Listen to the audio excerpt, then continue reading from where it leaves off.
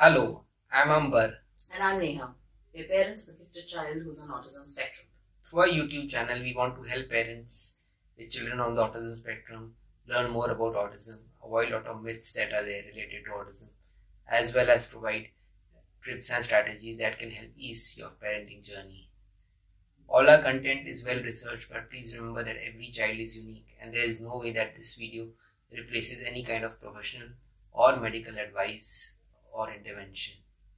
If you find this video helpful, please like it, subscribe to our YouTube channel, and further share it with parents who you know whose children may be on the autism spectrum. Remember, you are not alone in this journey, and together we can create a brighter future for our children.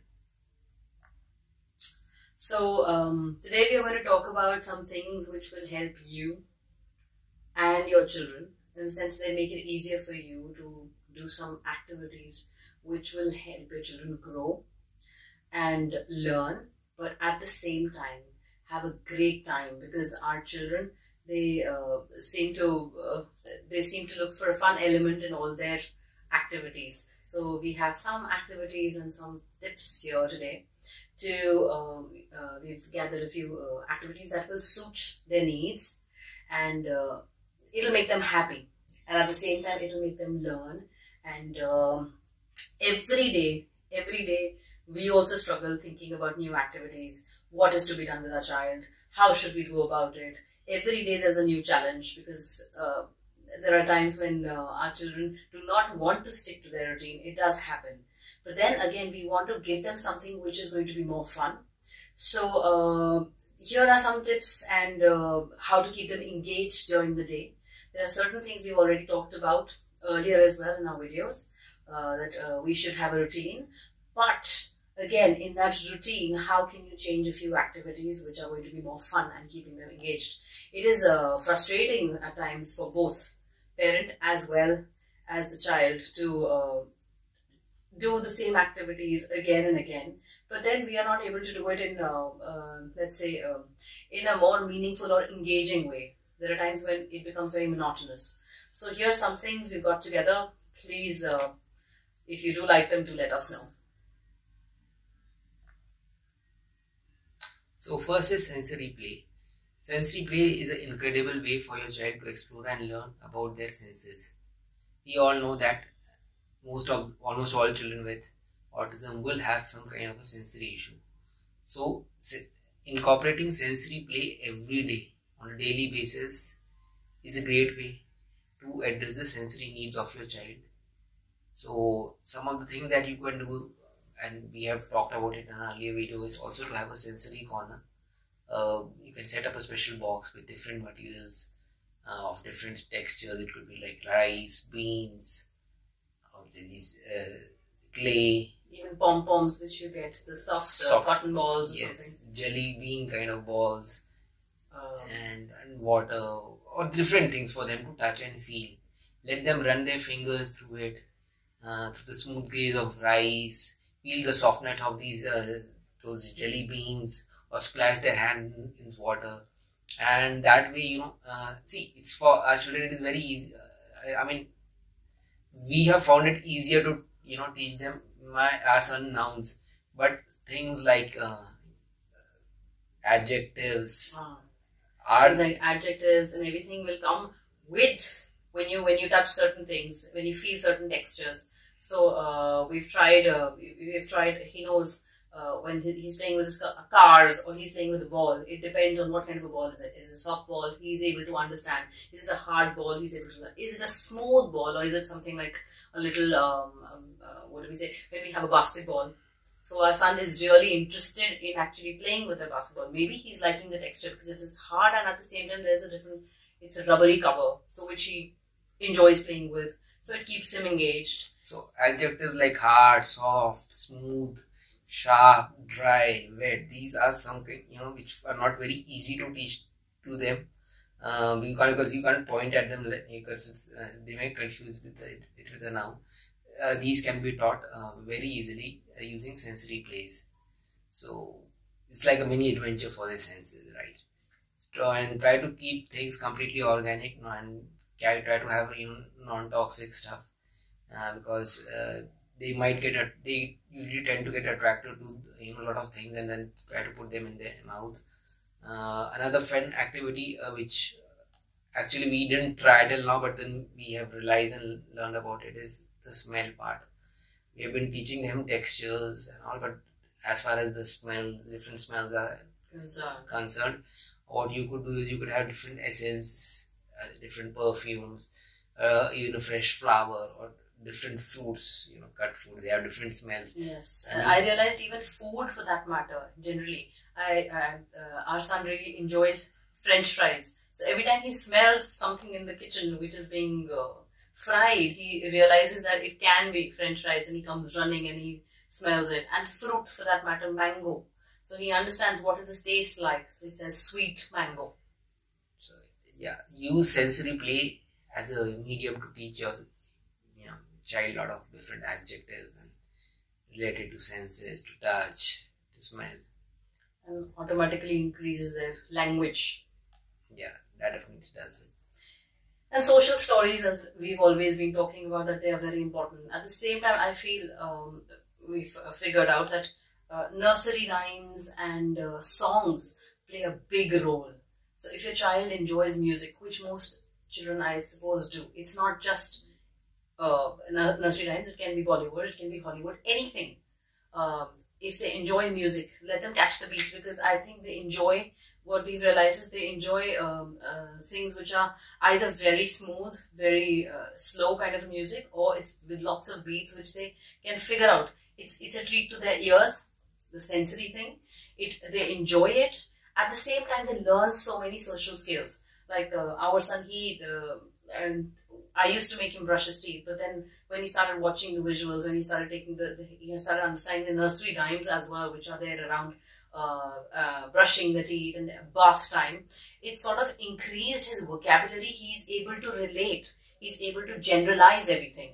So you can try these things. You can create personalized stories with your child being the main character there in the focus. And you can give him different kinds of situations and tell him what would the child do in that particular situation. You can, if you want to teach them how to go on play dates or toys or anything, sharing their toys, you can show them colorful pictures and simple stories, weave them around it with your child as an example, because then that is how you will be able to relate to it. And you can take the whole family as well, including their pictures. If you want to share something, who will you share it with? The person he is there with the most, maybe. And then it can also lead them to understanding expressions. Happy, sad. If you do this, this is what makes everybody happy. So you can talk about social stories. Social stories and nursery rhymes, I would say, is a must. You can do it with a child every day. Also, visual schedules, as we said, that is very, very important. You want your child to do something, write it on a paper and put a picture there that this is what you're going to be doing. So this is perhaps the most important activity, I would say, that you can do with a child, because it is like a guide. They have it in their mind that, okay, this is what Mama has asked me to do, or Papa has asked me to do. This is what we will be doing through the day. As we already talked about it earlier, that you show pictures of waking up in the morning, brushing your teeth, getting dressed, eating breakfast and going to school. Now that picture has already become, it's already there in his mind. He has it. If you change certain things in the routine, in the visual schedule, and it's something different from the visual schedule, it upsets your children. So make a proper visual schedule. What do you want your child to do exactly? It helps them, as we always say, it helps them feel more organized, and it reduces their anxiety that, okay, I know what the day is going to look like.